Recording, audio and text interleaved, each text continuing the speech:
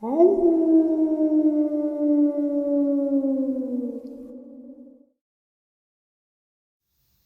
greetings and salutations, everyone. I hope everyone is still doing well, and welcome to tonight's second half. Before we jump into this very informative and thought-provoking, yet very terrifying second half, a couple links. As many of you know, I rely on Patreon, PayPal, channel membership, and the merch to help the channel to continue to grow and go. Links to Patreon, PayPal, and channel membership is in the description below. Merch displayed directly under the video. Also, Dogman Frightening Encounters, Volume 1 through 3, the audiobook versions. They were written and researched by Tom Lyons, narrated and produced by me, Jeff Nadolny. Those audiobooks are available on Audible, Amazon, and iTunes, links to which are also in the description as well. And finally, last but definitely not least, if you'd really like to help support the channel to continue to grow and go, simply subscribe. It does not cost a cent. Click that like button, takes half a second. If you don't want to miss out on any of the informative uploads I put out daily, click that bell icon, and folks, please leave a comment. Why? Well, because all of these things really do help this channel to continue to grow and go. And yes, folks, they definitely do matter. Now, everyone, I have taken far too much of your time. Let's jump in to tonight's second half, shall we? Last week sometime, I shared with you guys an article out of military.com where some naval intelligence officers were looking into the USS Nimitz Tic Tacs. There are two different videos, one that was released to the public and another that was not. Some FOIA requests were made, and they were given the runaround. After the initial investigation and a couple of other extensive ones, these men were brought to Skinwalker Ranch, debriefed, and such, sharing the information they could gather. And then one gentleman was kind of hit with a blue orb. Some health issues arrived. After that, a few other people had some run-ins with shadow men in their bedrooms of their homes. And another gentleman who really went in depth on his investigation for that second video. His wife and two teenage sons had witnessed a Dogman on multiple occasions around their home, staring into the windows of their home. And which is very interesting, I want to say, because on Skinwalker Ranch, people had seen a huge wolf, or a canine-like cryptid the size of a small cow. People have seen dogmen, cattle mutilations, orbs, and shadow men. So after their trip to the ranch, did these entities follow them home, or were they attracted to them after leaving the Skinwalker Ranch? I got a little more information that I want to share with you about that and those goings on. I got some great encounters, and I got a little bit more information on Dulce to share with you. So let's get into it now. We'll start with an encounter. This experience involves myself and three of my really good friends from childhood, Kevin, Ryan, and Tom, whom I am still good friends with to this day. I could not write this out without their help, consent, and experiences. The experience you are about to hear is true in every way. Regardless of whether we had been seeing things or not, the reality is we had experienced something very horrifying the night at my friend Kevin's cabin. We thought long and hard about actually sharing it or not, afraid of being ridiculed, but we are ready to share with the community, and again, we would like to share the experience with you all. One of my friends had actually suffered a nervous breakdown after the incident and needed counseling in itself. Regardless, I would like you to know also that I have been a skeptic of the paranormal, and I find it very hard to believe in many aspects, but I love to watch, listen, and read on it simply because I always love to have an open mind in life. An open mind, in my opinion, is a growing one. Whether it is the paranormal or not, someone or something was clearly there that night. During the midsummer, usually around the middle of July, myself and a couple of my good friends whom I just mentioned always made time to go up to one of my friend's family cabin up north in the forests of Minnesota. The cabin is on Vermilion Lake. We would always go for sure accompanied by my friend's dad, Kevin's dad, who owned the cabin, and sometimes a few of our dads as well. Once, we were juniors in high school and we felt mature and old enough to go to the cabin on our own finally without Kevin's dad or any other adult supervision. I would like to mention a little information in regards to my friend's cabin to help you picture the scenario. My friend's cabin is very remote and small, based upon a large-sized island. Other cabins were on the island, but the next one close to us was a solid quarter or half a mile away at least, which is my best guess, which you could get to by taking a man-made path around the island. I want to mention that to get to my friend's cabin, you had to park on a gravel road on the opposite side of the island, take his boat across the lake, about a half a mile to reach the cabin. The lake is huge. My mind always had the tendency to run around when sleeping there at night throughout the years, for it was all one level with only 2 bedrooms next to one another, a kitchen, living room connected, and a bathroom at the back of the cabin. And where you slept in the cabin, there was always at least one window in each room with no curtains at all, so it was very easy to see outside to the woods and lake. This is where my mind would always run, as I always thought something was peering in on us. I had been to this cabin a dozen times throughout my life, and nothing had ever happened. The older I got, the easier it was to sleep. We would stay a week or 4 or 5 nights. On the 3rd night during the trip, when we were finally there on our own, we had set up a campfire and had been drinking beer all night. We went out to his dock to gaze up at the magnitude of stars and enjoy our buzz. Then all of a sudden we heard something out in the water that sounded like a fish jumping out to catch a bug. We quickly looked out at the lake with curiosity, wondering where the splash had come from, having our poles ready 24/7. Thankfully, the moon was out that night, which lit up the lake. Otherwise, it would be dark as black with there being no city lights for miles upon miles, and we would not have been able to see anything on that lake. My one friend, Ryan, began to point out, saying, what the hell is that?" after looking closely and finally spotting what he was pointing at. All I can describe was that it simply looked like a head out in the middle of the lake, just floating about, staring at us. It was maybe 3/4 worth of a football field's length out in the lake from the dock.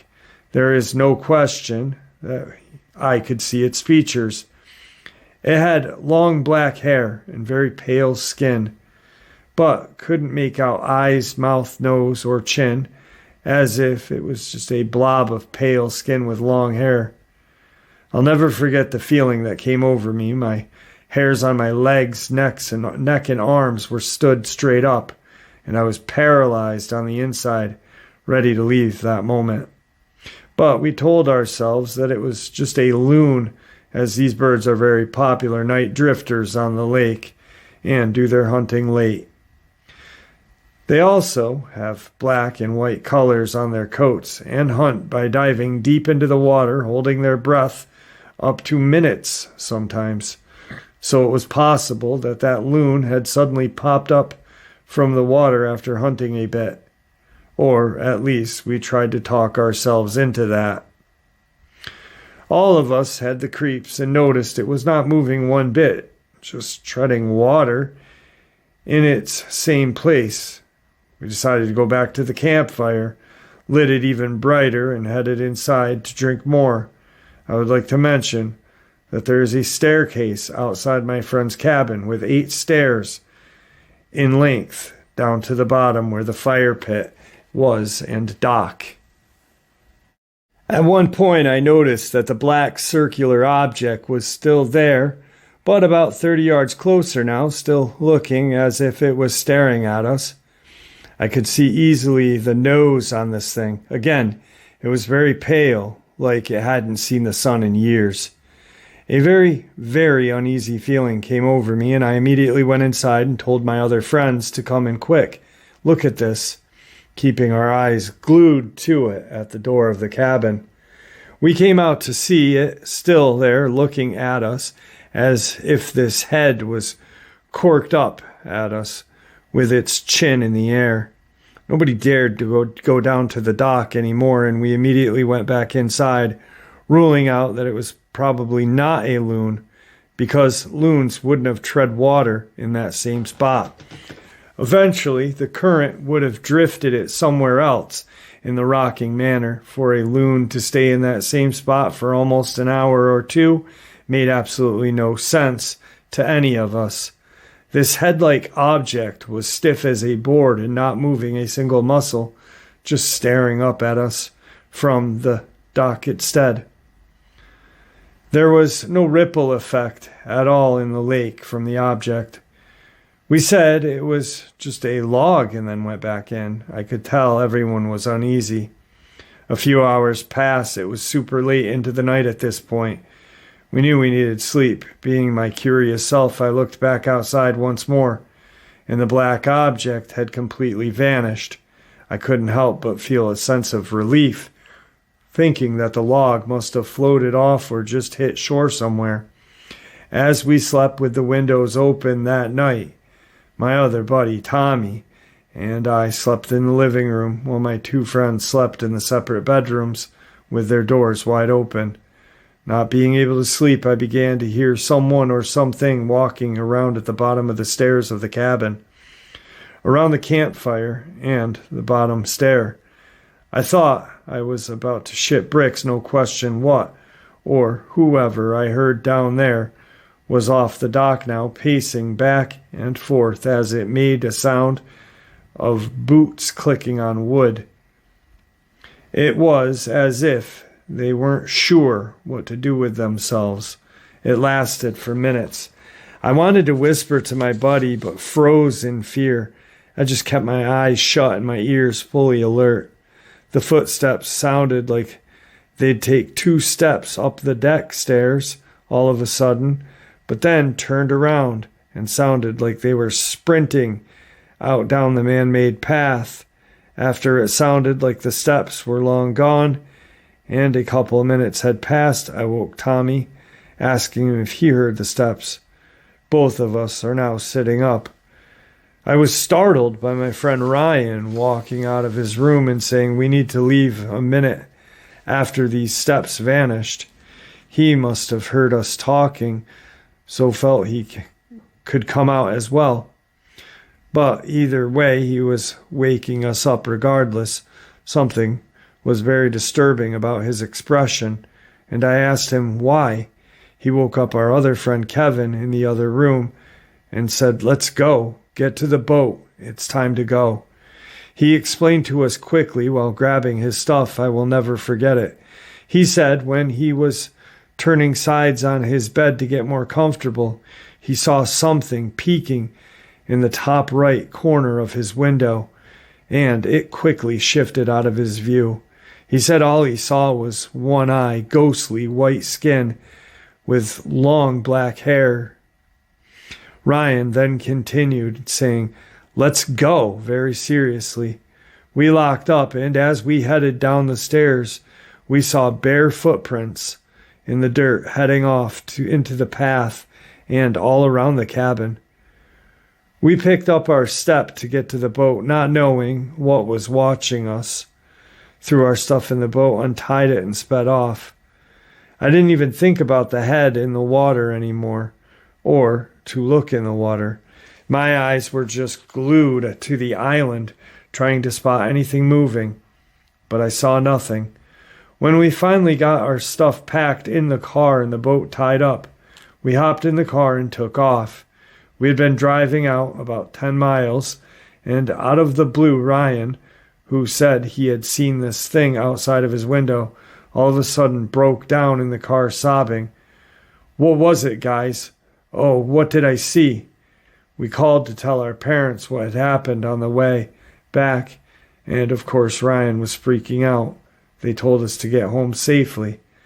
It was late, about 4 or 5 in the morning, but no one slept, and it was a very quiet ride home.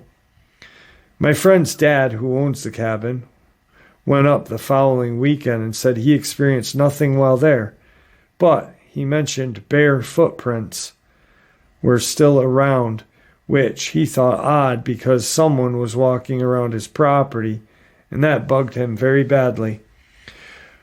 Whatever my one friend saw in the window really hit him hard. After his breakdown, he had trouble sleeping multiple nights and ended up having to go seek help for a couple of weeks and hop on some sleeping medicine. As time went on, he ended up being fine, but isn't too comfortable sleeping next to any windows, even if they have a curtain. To this day, I cannot explain what happened and why it seemed to happen to us, and cannot explain what I saw in the lake and what Ryan actually saw. Nothing has ever happened at that cabin since that night, so we were told by my friend's dad, who still owns it, which I believe him. I personally have never decided to go back to that cabin, which really makes me sad because I had a great childhood there. Tommy and Kevin both have gone back and have been fine, but Ryan still refuses to go back to this day. Thank you for allowing me to share. Not really sure about that. Initially, when I read it, I thought maybe crawler, and still could be, because people have seen crawlers with like sporadic patches of hair growing. I myself truly believe that crawlers were created by the one world government and the alien agenda in a military base somewhere underground. Dulce, Nightmare Hall, or any other of these dumbs that are around our country, or around the world at that matter. But I really do believe that these creatures were created. And I believe that it was alien and human DNA combined to create these genetic monsters. So if they possibly used a woman's or a girl's DNA to create one, it might just have hair. Very creepy experience, though. Let's get into the rest of the upload. Back in 2006, I saw the backside of a huge dog-like creature. I say huge. It could have just been a very big wild dog in the swamps outside of Davenport, Florida. I only caught a glimpse of it, and it kind of looked like Scooby-Doo in a way it was running. It was about waist high to me, and I am 6'6". Imagine, I have it in my mind, is from the back, and it was like a tangle of limbs flying past me within 10 feet. We had just gotten back from Christmas shopping, and I was helping my mom get my baby sister out of the car when the creature ran from my grandparents' backyard, which was directly on the causeway in a boating community. My stepdad yells, "Hey!" It flew past us. It was a blur as it went by. My stepdad got the best look at it before it got moving. He saw its face, and all he's ever been able to say is that it looked like a large German shepherd, but in literally 2 seconds, I saw it dive across what was easily an 8-foot ravine, both horizontally and vertically, up the hill and over an alligator-infested creek, and into the brush and trees and the marshland on the other side. Then we shined the flashlight over there, and we could only see these reddish-orange glow of these eyes. There was a streetlight pointed in the direction of the house, plus the porch light and motion light in the driveway there, so it made it harder to see when it took cover. I could barely make out a big round head in the darkness, but I remember it seemingly high off the ground for a dog. We stared at it for at least a minute, and then it turned away, and we went into the cabin. I wanted to keep looking at it, but I didn't want to stand out there alone. True story. Maybe not a cryptid, but I am convinced they are real. The world is a strange place. All right, so I just shared 2 experiences. I want to share a little bit about the Dulce thing, and then I'll jump into the information, a little more information about that article from military.com with the family saw a Dogman looking into their home. But this is very interesting. The September 10th, 1990 issue of UFO Universe related that the following under the title heading, William F. Hamilton III, UFOlogy, Mystery Man to Reveal Cosmic Top Secrets.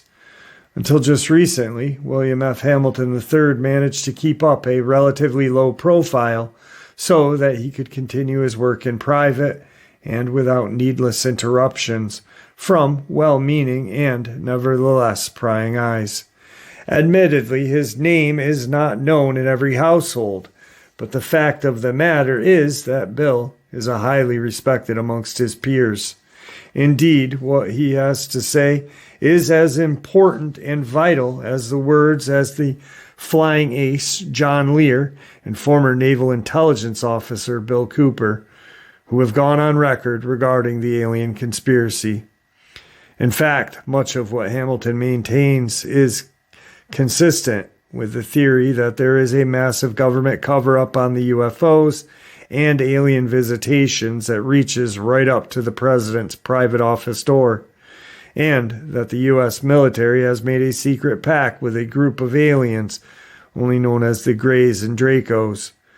They are on Earth mutilating cattle and abducting humans for experimental purposes. Supposedly, the Greys have taken over several top-secret military bases and certain branches of the government who are working hand-in-hand with these entities to bring about total domination of the world, while a second group of extraterrestrials is here trying to protect the humans. Of a highly controversial nature, many of Hamilton's statements may seem overly radical to even his closest associates, not to mention other investigators who refuse to even seriously consider the documentation he is able to present to bolster his cause. About 10 years ago, a few scientists and engineers who worked at NASA and shared in interesting UFO abductions came together to form a group they called Project Visit, Vehicle Internal Systems Investigative Team. They studied about 130 cases of UFO abductions with the goal of constructing a model of the UFOs, their operation, and the entities of these UFOs. They found UFOs have bright interior lighting, abductors undergo a medical type examination with apparently highly sophisticated equipment, burns are suffered by many abductees, time loss from 20 minutes to 3 hours is common. Project Visit member Dr. Richard Nimtizo described crew members as 4 feet tall, hairless, gray in color, no nose, a small mouth, and large slanted eyes. The gray humanoid is emotionalist and communicates by telepathy. The Greys have earned a reputation quite different from the Nordic blondes and other reported species. Most of the abductions are done by Grey and more than one variation of the Grey. The Greys do most of the biological intervention of abductees. Tans, whites, and blues have also been reported by abductees. I have personally had some sort of encounter with what I call the whites. They are small with extremely pale skin and black wrapped around eyes. Earth-made saucers. In April of '84, Lieutenant General George Bone, Vice Commander of U.S. Air Force Systems Command, was killed while test flying a secret aircraft over the Groom Lake area, a top-secret facility located about 100 miles north of Vegas. This facility is designated Area 51. The Systems Command reputedly uses the facility to test fly spy planes, such as the SR-71 Black Hawk or its successor, the Aurora. According to a February '88 issue of Gung Ho magazine, which ran an article on Area 51, some of the craft being flown out of that test facility would make George Lucas drool. In the early '80s, a radio tech working at Area 51 reported seeing a saucer on the ground. It was some 20 to 30 feet in diameter, he said, and when it flew up, it moved silently through the air. The technician also viewed a number of wooden shipping crates marked Project Red Light. That project may have been the forerunner of Snowbird. Presently, the Air Force is trying to acquire 89,000 acres adjacent to Groom Lake's facility and to place the nearby Groom Mountains off limits to the public. Before and after the TV documentary UFO Cover-Up Live, there had been talk of an underground alien base located in the vicinity of Groom Lake test site known as Dreamland. This adds a whole new dimension on the idea of secret space program and hints of a fantastic secret program that takes us more than one step beyond. A friend of mine once moved to Riverton, Wyoming to escape from terrifying mysteries he encountered in New Mexico. He said the locals at Riverton asked him, "Are you here to work on a secret space project out at the jet airport?" Saucers were seen close to the ground in Riverton. One day my friend's truck broke down and he had to hitch a ride to town. A black Lincoln pulled up and a man dressed in black gave him a lift. The dashboard looked like a computer console. The MIB knew exactly where he wanted to be left off, in front of the post office, but my friend never told him. Alien implants. In 1980, while I lived in Glendale, Arizona, I received a call from a friend, Walter Baumgartner, who published a magazine of limited circulation called Energy Unlimited. Walter was a natural technologist. He said he had started working for a physicist by the name of Paul Benowitz at Thunder Scientific Lab in Albuquerque, New Mexico. He then proceeded to tell me the fantastic story that Mr. Benowitz had succeeded in communicating with aliens at an underground base situated near Mount Archuleta in the town of Dulce and was close to the Colorado border and situated on the Jicarilla Mountain Indian Reservation. He told me that these little gray aliens were abducting and implanting people with a device inserted at the base of their skull for purposes of monitoring and controlling the humans. He said that the government knew about this and was involved with the activity. He also stated that the aliens feared our nuclear weapons and nuclear radiation. He told me that Paul was working on a weapon that could be effective against these creatures.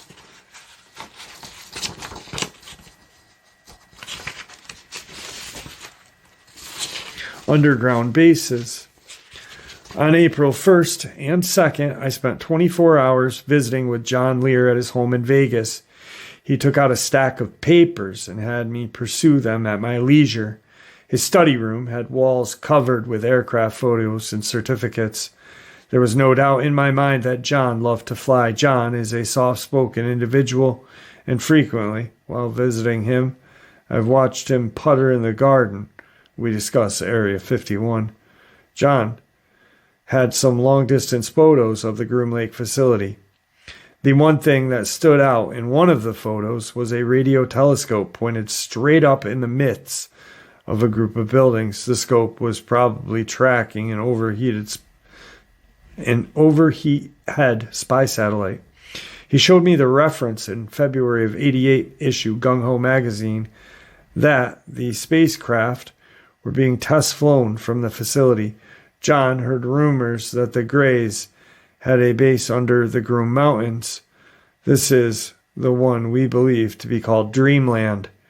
One of my sources, a leak, says DREAM is an acronym that stands for Data, Repository, Establishment, and Maintenance.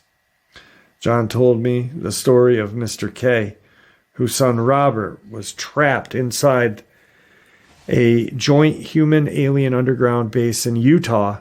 This Robert had apparently worked at Dulce at one time. Mr. K felt like he was given a runaround by the military in his attempts to locate his son. I learned that there are a few technical people who work in the Sandia Labs in Albuquerque who are interested in alien activity. One of the gentlemen that I spoke to, CR, knew the mysterious Colonel Ronald Blackburn, who was reputed to have said there are 600 aliens at Groom Lake facility in Nevada. CR had also investigated a U.S. crash in Gallup, New Mexico in '83. This one also investigated by Tommy Roy Blaine.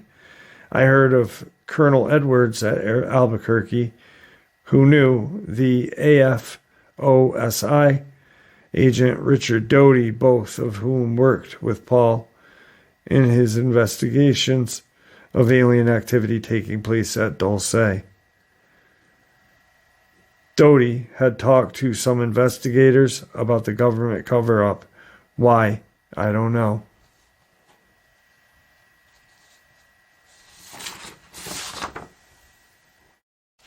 So this is some more evidence to go along with the article from themilitary.com that I shared with you about the USS Nimitz and the Tic Tac. Most people who spent more than a day on Skinwalker Ranch brought something home with them from the property. The effect was almost universal and universally unpleasant. Even during the NIDS days, when Keller and Eric Davis spent literally hundreds of days and nights watching Skinwalker Ranch, their wives would occasionally remark waking up at night and seeing people in their rooms, or black shadows walking through the house. These post-ranch events were noticeable, but during the NID years, but they escalated dramatically while the AAWSAP BAASS program at the ranch in 2009. All 5 actively serving intelligence agency personnel who visited the ranch during the program experienced profound anomalies while on the property, and even more importantly, all 5 brought something home with them. Jonathan Axelrod and his family are the poster children for the eruption of anomalies in the home following trips to Skinwalker Ranch. For more than a dozen years following his July 2009 and subsequently trips to the ranch, Axelrod's wife and then teenage children were subject to a nightmarish Dogman appearing in their backyard, to blue, red, yellow, and white orbs routinely floating through their home and in their yard, to black shadow people standing over their beds when they awoke, and to relentless barrage of loud, unexplained footsteps walking up and down the steps of their home. What was once a normal middle-class home in suburban Virginia became an inferno of bizarre, unexplained phenomena, and Axelrod and his family were certain that the trigger for this transformation was his first trip to the Skinwalker Ranch. It was indeed lucky that Axelrod's family was and is extremely stable, psychologically well-adjusted and grounded, and prone to matter-of-fact reactions to these events. In vivid contrast to the reaction of Axelrod's family is the reaction of Juliet Witt and her then roommate to the intense poltergeist activity that erupted in their home following her 2-day visit to Skinwalker Ranch in August of 2009. The sudden eruption of poltergeist activity, during which 2 wine bottles were flung across the room, ceiling fans would turn on, TVs off and on their own, lights going off or flickering, books showing up piled at the base of their stairs, clothing moved and laid out on their daughter's bedroom floor, and no one else in the house, has continued to this day. The paranormal intrusion into Witt's home originally caused a severe emotional reaction in her roommate, and it provoked the young man to leave the house. This emotional outcome of Skinwalker transmission event was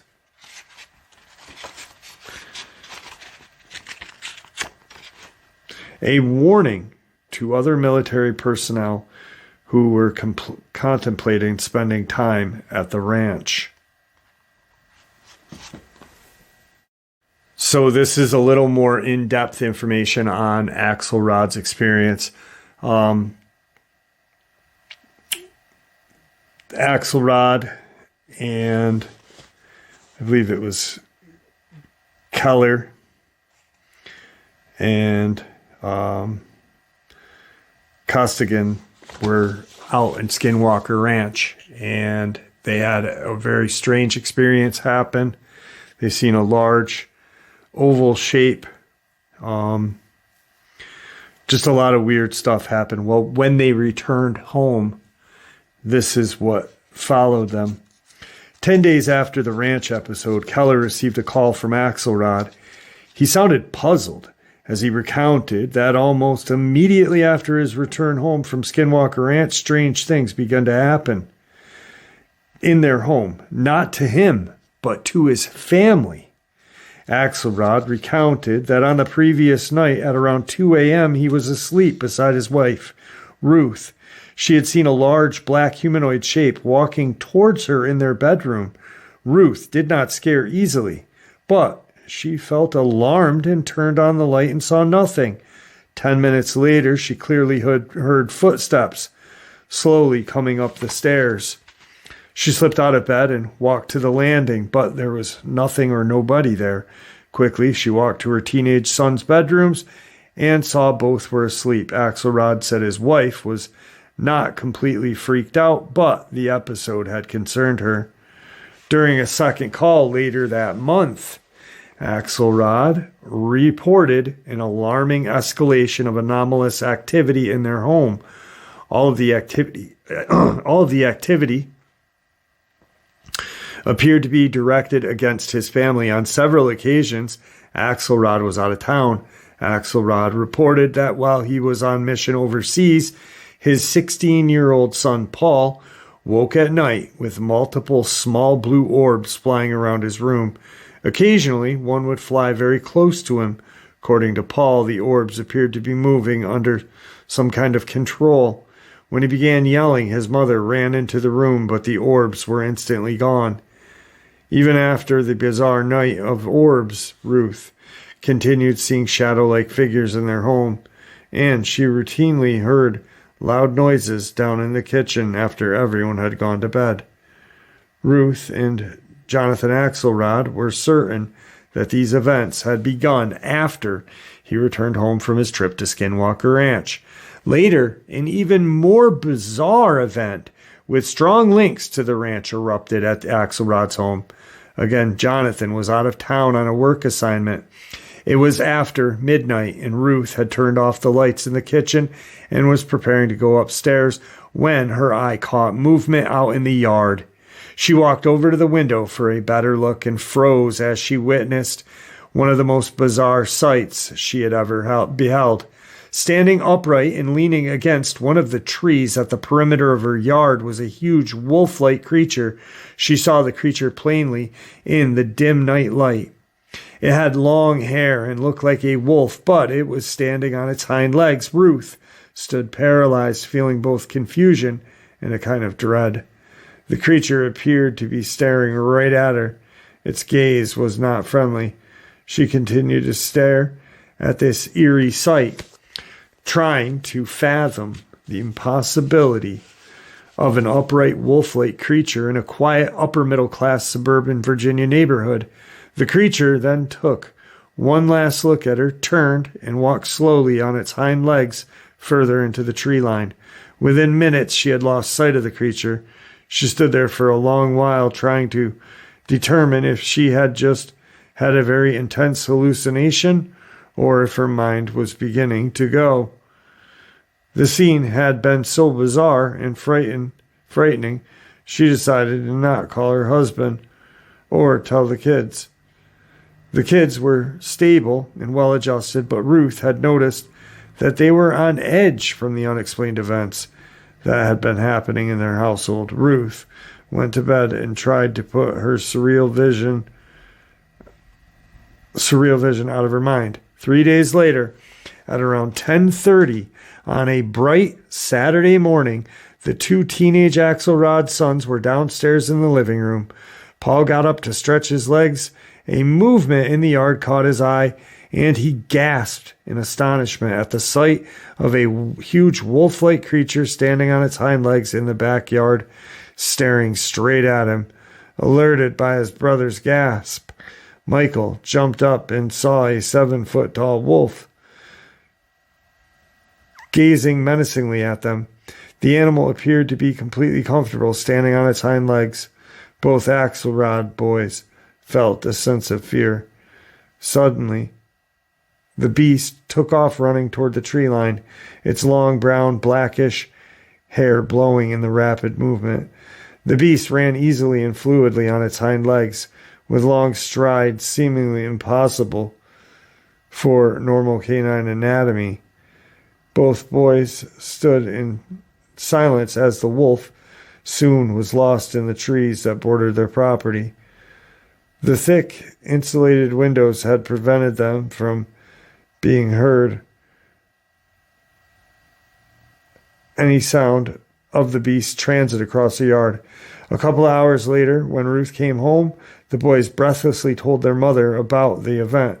Ruth felt a deep chill as they excitedly described in detail the apparition identical to what she had seen a few nights previous, and that she was still hoping it was a hallucination. By the time Jonathan returned, so that's where that article kind of ended. It kind of just gave you a brief. The boys saw. Now, this is where it gets freaky. It's already freaky, but by the time Jonathan returned from his mission, the Axelrod boys had researched what they had seen, trying to find some confirmation that the bizarre event had been real. The boys became familiar with Linda Godfrey's books on Dogman, and as they described their sighting to their father, Jonathan felt a chill. Ruth's description was even more disturbing because she described the beast looking at her in a malevolent way, exuding a threatening manner. The following day, the family found numerous trees in their yard had fresh, deep scars in the bark, as if sharp objects had been drawn vertical lines down the tree.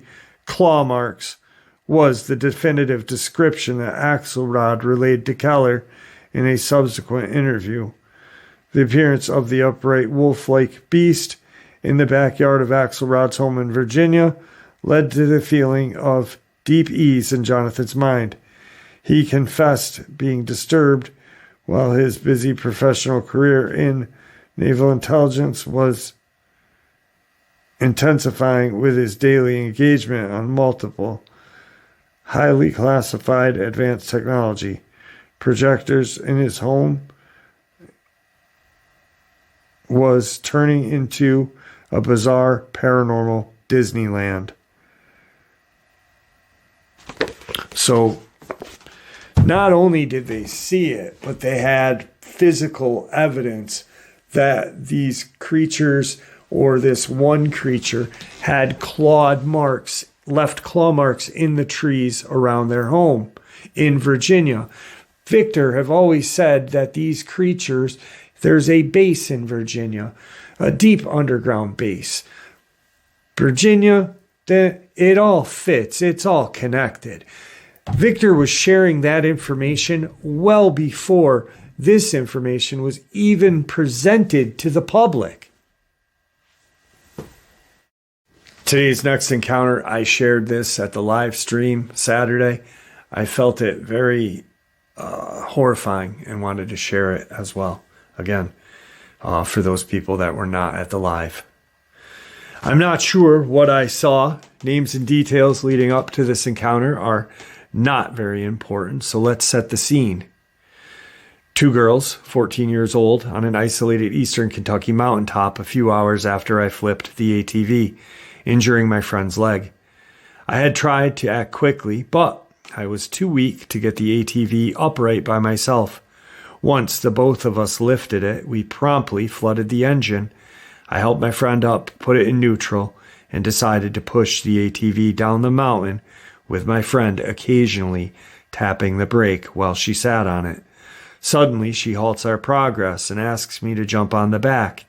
In front of us was a monster of a snake. It was the fattest, angriest hog snake I had ever seen, right across our path, blocking us. By this time, it was almost dark. Because the snake was easily the size of my arm, we decided to stare it down, waiting for it to crawl away.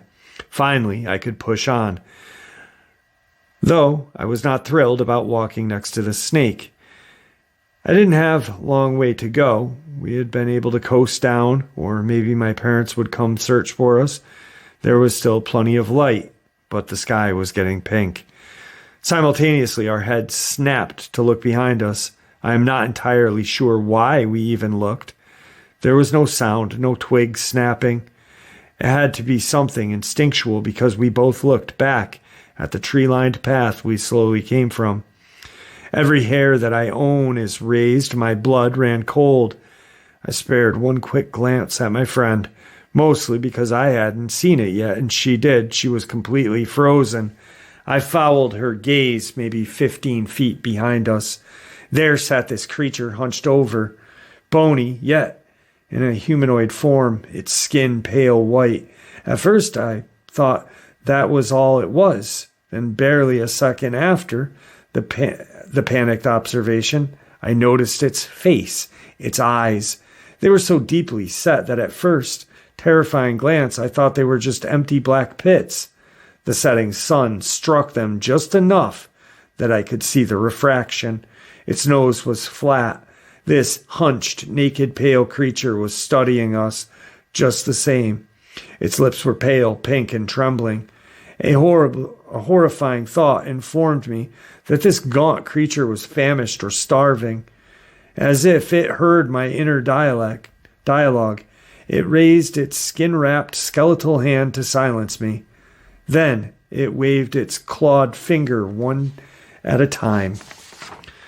Then the sweetest sound I had ever heard, the ATV started. My friend must have turned away long enough to try it, so I risked it as well, jumping onto the back of the ATV, sobbing and wrapping my arms around my friend so tightly. When I glanced back, the creature was gone. Halfway down the mountain, we ran into my parents. It was pitch black by this time. We survived and talked about it later at the hospital. Turns out she didn't even know how to start the ATV, so it wasn't her. It's been a few years since this happened. I haven't been back to that mountain. I'm still friends with her, and we've talked about this many times. We theorize various possibilities as to what it could have been, but we cannot agree. I have tried to find similar encounters, even in mythology. I'm sure I have not explained this very well, but I did try my best. Does anyone have any ideas about what that was? Crawler. And tonight's final experience, another experience that I shared during Saturday night's live stream. This one as well, I thought very, very creepy, and wanted to share it with you guys who were not there. This is the first time I have ever shared this outside of my family. It was the fall of 1996 at Salt Spring Island, British Columbia, Canada. I'd went on a camping trip with my twin brother to Ruckle Park on the south side of the island. I think that was the direction. We caught the ferry to Fulford Harbor earlier in the evening. We set off for an approximate 8-kilometer hike through county roads to a campground before it got dark. We both headed off with our backpacks. After 40 minutes of walking along this country road, the light was starting to fade and the darkness was coming. We started to hurry along, talking and planning our route. My brother suggested that maybe we hitchhike if a car passes.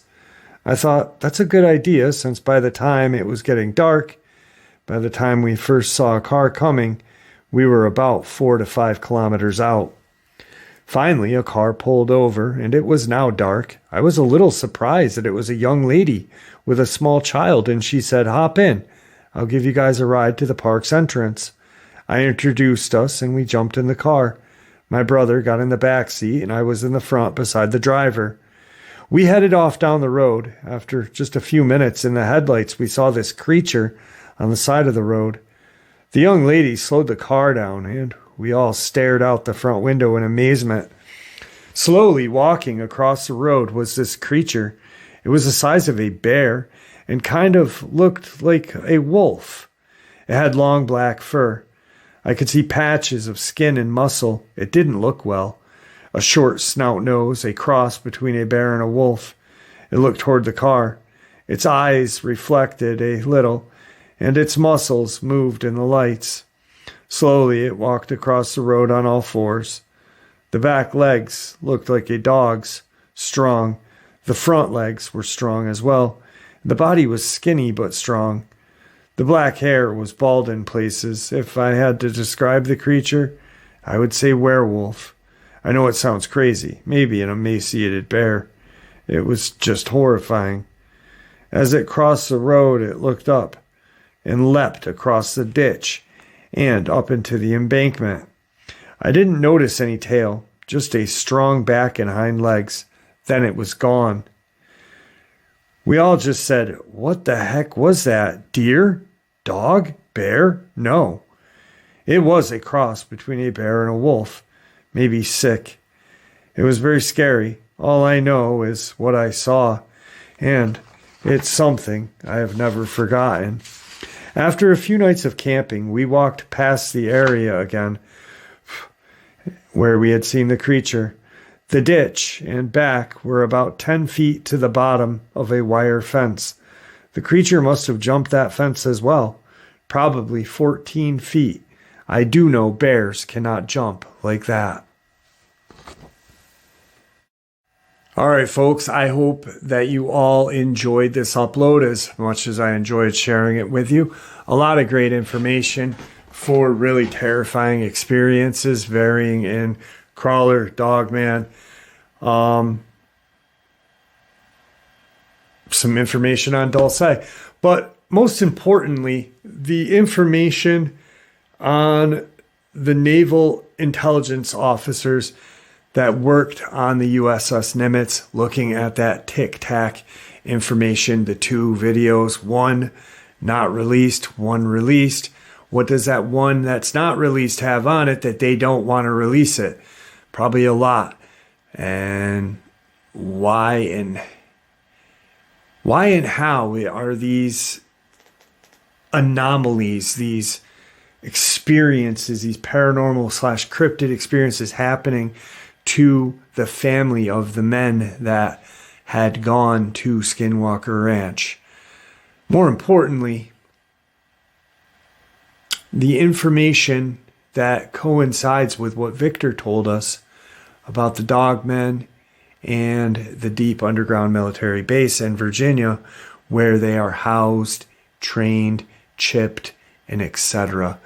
I do believe they are using the paranormal. They are using cryptids as weapons of intimidation, weapons of war, and it's part of their